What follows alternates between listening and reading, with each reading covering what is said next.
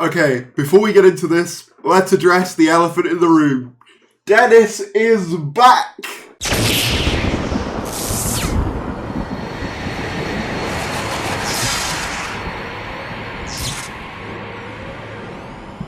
Hello everyone, welcome back to another video where today I want to talk to you about my experience at the Doctor Who Proms. I had an absolutely fantastic time and I want to tell you all about it. I've just got back from London yesterday, so this is my first video recording after coming back, and I just had a fantastic time and I want to tell you all about it. So before we get into it, subscribe if you're new, that would be greatly appreciated. We are trying to get to 25,000 subscribers. I also just quickly want to plug the TikTok. That has been going really well so far. We're almost at 500 followers on there already. It is the top link in the description, so if any of you do watch TikToks and you want to see more of me, for whatever reason, top link in the description, click it and click follow and you'll see more stuff from me. In fact, I did my initial thoughts on the Proms the morning after, and this video will essentially be me going into more detail not only on the Proms but also the trip in general. But with that said, let's get right into it. So right off the bat, I want to set the stage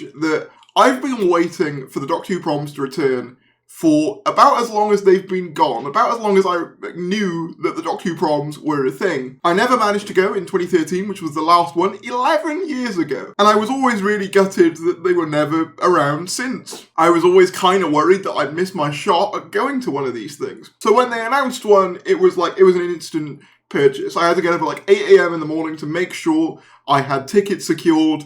And I mean, look at that face. If that face doesn't scream childhood wish fulfillment, I don't know what will. The Royal Albert Hall is a really impressive venue and it completely sold out.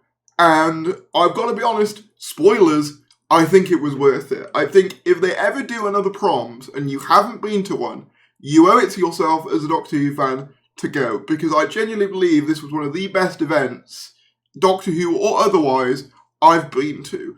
It was just so well done and the format was great and everything that was included was really cool in terms of like the show and all the references. I'm just going to get right into it because I feel like I'm beating around the bush. So the Proms started with kind of the Doctor's main theme from the revival that was slowly transitioning into 15's theme. And that opened the concert, which was absolutely beautiful to hear with a live orchestra. I've always said I really like 15's theme. It's probably my favourite Doctor theme since I Am the Doctor, probably. I don't know. I'll have to sort of think about that a little bit more. But what was really cool is they had, I've not so many people mention this, a little Vlinks on stage sort of being like, ooh, if you have your phone on, alien incursions might happen, so make sure you turn it off. Naturally, a lot of people kept their phones on, and in fact, some of the footage that you're going to be seeing in this video was taken by Confused Adipose, Joe Street,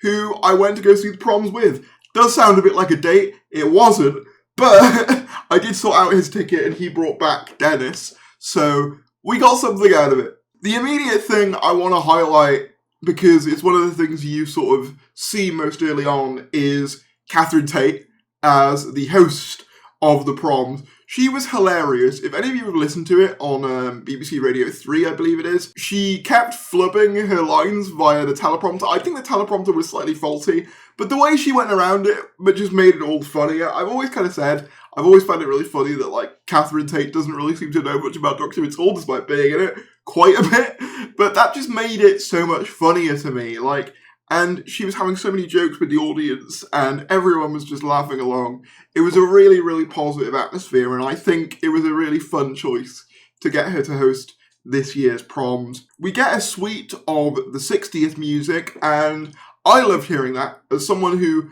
as you might know, is quite a big fan of those specials and they kind of reignited a lot of my love for Doctor Who. Particularly hearing the Toymakers theme with an orchestra was really cool. And it's at that point that I think it's probably best to mention one of my other favourite features of this concert, which was the lighting. I thought the way that they did the lights and everything like that was absolutely incredible. So the lights would basically be choreographed to whatever music was playing. For example, during Valedetchum, which is the iconic sort of theme that plays during the 10th Doctor's regeneration, which is kind of repurposed in this concert to be a general sort of regeneration sort of soundtrack, if you like, because they show footage of all the Doctors regenerating over it. The lighting goes yellow and like it crescendos with when David's regenerating, for example. You know, they'll have like the lights flash and stuff like that. Really, really cool stuff. They also obviously have a TARDIS on stage. What's cool about that is that when the TARDIS is supposed to be dematerializing in the context of the show or on screen, that will be shown on the display. It's a simple thing, but it's a really effective way of just sort of adding that layer of immersion. Talking of immersion, I mentioned the Blinks sort of speaking at the beginning of the show, telling people to turn off their phones and stuff, but he appears quite early on again, basically to say that we are having an incursion by one of the pantheon of gods, and then Jinx Monsoon appears as the maestro on screen to say that she has taken over this concert at the Royal Albert Hall and that she is going to make all the music terrible and feast upon it. And I think it's really cool they got Jinx to do like an extra thing for this, because it just added to that sense that you're in your own sort of weird Doctor Who adventure. It very much gave me like vibes of like Music of the Spears, if any of you have seen that. And she got the orchestra to play My Dog Fred, which is the song that's at the beginning of Devil's Chord, which I was really hoping they would play, but wasn't expecting them to. So the fact that they played that, I was like, oh yeah, that's really cool. And the way that they did it by having it be the maestro taking over the concert was really, really cool. You then basically had to like clap to get her to go away, as the Blinks explains that clapping cancels out the power of the maestro's musical abilities. So that happens, and then you get a nice little video insert from Gatwa in a new Season 2 costume saying like, oh, music belongs to everyone and all that. See you later. Very much in a similar vein to Music of the Spheres again. A lot of the tracks that are played in this concert are very much Season 1 focused, which does make sense. It's the latest series and also kind of one that we've not really heard much of in venues like this. But again, they go above and beyond even with that. So for example, you hear the theme of Ruby Sunday, for example, and, you know, it starts snowing on the orchestra, the lights go all white, and you see a woman walking out with a baby and they lay it on the stage, and it's just little things like that, little touches that just I really have to give full props for. But I know what you all want to talk about. You all want to talk about the monsters that were there, and I'm getting to that, don't you worry, because they really outdid themselves with this. I wasn't expecting to see such a variety of monsters as what we actually got. There was something from every sort of era and every sort of aspect of the revived series particularly. Something I loved about that was that when a soundtrack for a particular Doctor or era played, the monsters that would come out would be reflective of that Doctor, right?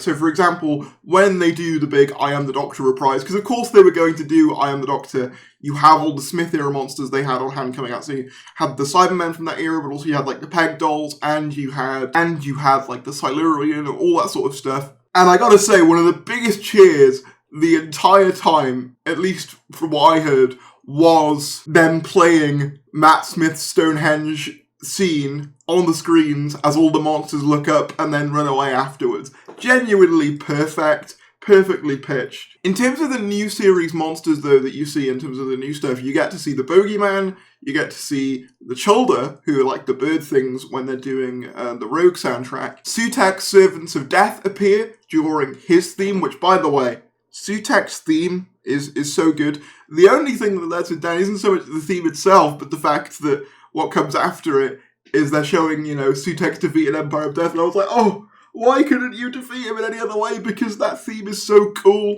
Like, they had all the demonic choir going, Sutek, Sutek. I'm not doing this very well. It sounded a lot better than that. But that's another thing I want to shout out is the vocalists. Particularly the one lady who was doing, like, all the sort of big soloist numbers. So, for example, Valedetchum, and also the song from A Christmas Carol, the song that bookends that story. She was absolutely phenomenal. Like, she was like next level. Talking about immersion again, when the interval hit, because there was a 15-minute interval after like the first hour, the Daleks came out onto the stage and shooed the orchestra away and says, we are taking control of this concert for exactly 15 minutes, all music will cease.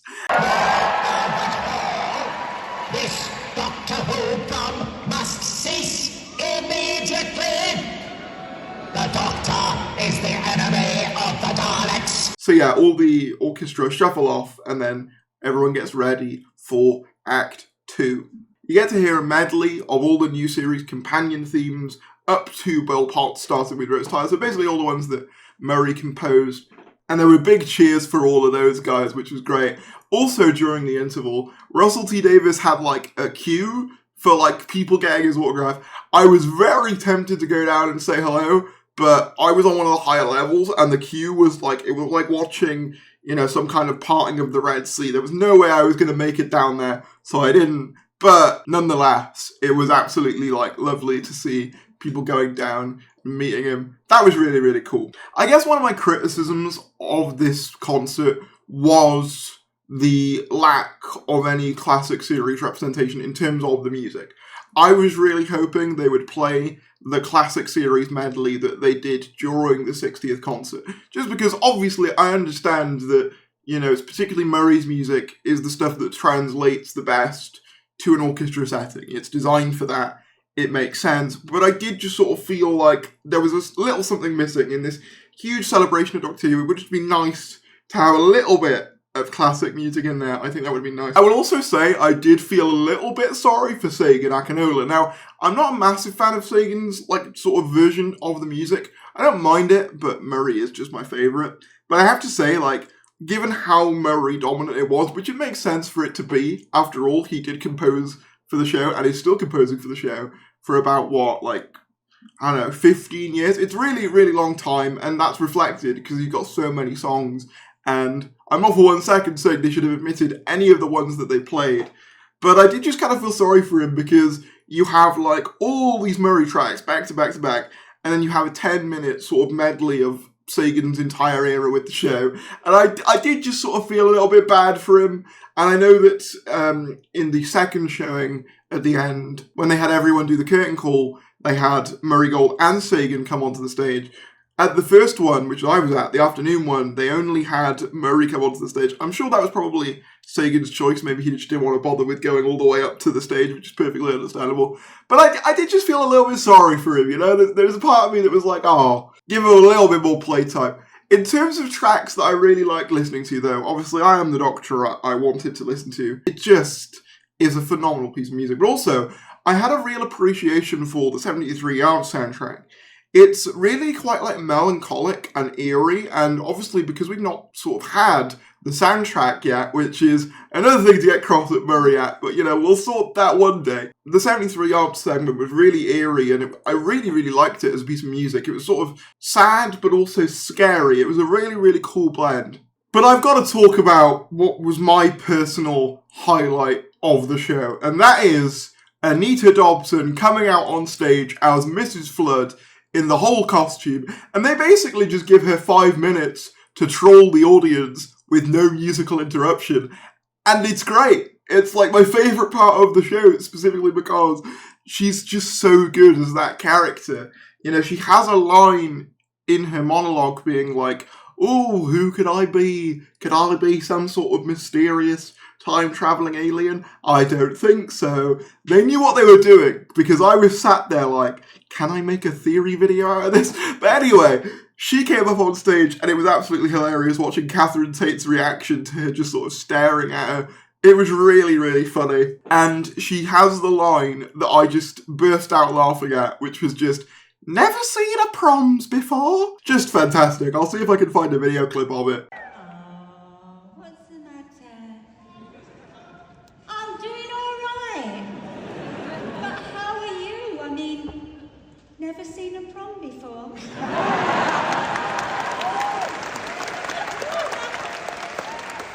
To close out the show, they play the main theme tune, and they have all the monsters come out to sort of bookend the show. And in fact, on my level, a Silurian got right up next to us, which was great.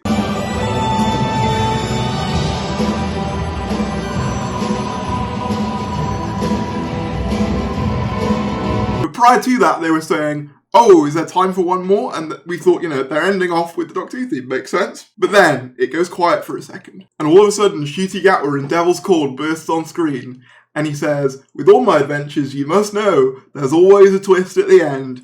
And then an entire cohort of dancers and singers come out and sing there's always a twist at the end. I have to tell you, there's always a twist at the end.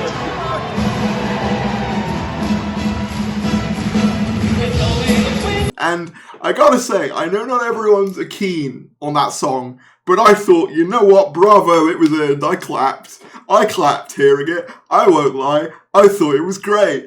It was a really, really fun way to end the show, I thought. A lot of the rest of the day just sort of revolved around me sort of pottering about, because there were 2 showings and there were people I wanted to talk to at the second showing, so I was like, right, okay, I'll sort of stick around. I want to shout out a couple of people who I met that I've wanted to meet for God knows how long. First of all, I want to give a special shout out to Will Grantham, aka Channel Pup, aka Absorbaloff Guy. If you've been a long time viewer of this channel, you will know one of my first sort of collaborators and friends online, on YouTube specifically, who was really, really helpful in my formative years on this channel, was him. And I've never met him up until this point, mainly because we just live in completely different parts of the country, and it's just never really, the paths have never really aligned. But they finally did, and it was absolutely lovely to meet him. I just wanted to say, thanks for all your help in the early days, man. It really does mean a lot. But second of all, I got to meet Crystal D, which was absolutely fantastic. We've sort of met before, but we've not really had the chance to sort of talk before now. She said she was a fan of my content, which is mad, because to me, I remember her from way back in like the 5 Who fans days when I was young and watching Doctor Who YouTube. So the fact that like we got to finally have that chat was just lovely. But I wanted to give an even bigger thank you to all of you lot who came over and said hello. I genuinely, and I always feel like such a wanker talking about it, but I was overwhelmed because literally every kind of like few minutes I had people coming up to me and being like, oh my god, it's you. And honestly, I know people get nervous about doing that, but it makes me feel so happy to know that you guys are enjoying the stuff. And the thing I love the most, obviously I love meeting everyone the most, but the thing I love the most is when families come up and say that they watch these videos together. Apologies if I ever swear, if that's the case, and you've got little ones, apologies, but it just means so much when people come up, and I genuinely got a bit emotional about it, because I don't see this as anything more than me just sort of rambling to a camera and waffling on about Doctor Who. So the fact that even that reaches you guys in the way that it does, it means a lot to me, it really does. But enough sentimentality. I didn't unfortunately get to meet any of the big names at the concert. No Russell, no Murray, no anyone else. You know, I'm not Doctor Who Filming Locations, who somehow manages to just meet everyone whenever he goes to these events. However, I did have a near miss with Stephen Moffat that I wanted to highlight. Literally, we were sort of walking around the Albert Hall just sort of talking to people, and we were by one of the exits, and literally we saw Stephen Moffat and we ran, and not ran, but you kind of get it. And as we were heading towards him, the door closed behind him and he was being let into the proms themselves. It's always really funny when Moffat goes to these events, because I get the feeling he's always lost, which makes it even funnier. The day after, though, I checked out of my hotel, but I did manage to make one final stop at Forbidden Planet London, which I absolutely adored going to, which had probably the best Doctor Who selection in any Forbidden Planet. If you've ever been to Cardiff Forbidden Planet, there's nothing there, Doctor Who. This had all of it, so I was in my element, and I bought a lot of stuff. I haven't unpacked it all yet, but maybe I can get a picture on screen once I have. But that was pretty much all I could think of in terms of my experience. What were your favourite parts of the Doctor Who proms? Let me know down in the comments below. If you did enjoy this video, be sure to give it a like, subscribe if you're new, and I'll see you later.